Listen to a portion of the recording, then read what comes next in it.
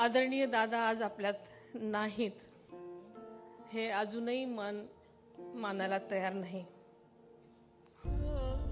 हा घात प्रचंड आहे, मात्र वास्तव मान्य करायला पाहिजे। यातून आपल्याला बाहेर पडलं पाहिजे, आपल्या सगळ्यांनाच सावरलं पाहिजे।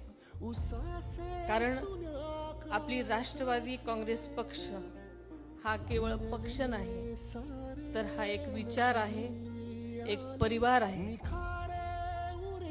परिवार आहे महाराष्ट्राच्या समृद्धीचा, परिवार आहे परिवर्तनाचा। महत्त्वाचं म्हणजे तुमच्या आमच्या सर्वांच्या अभिमानाचा आणि स्वाभिमानाचा विचार करणारा हा पक्ष आहे। आणि हाच विचार पुढे नेण्यासाठी या कठीण काळातही आपल्याला निर्धारानं पुढे जावं लागणार आहे।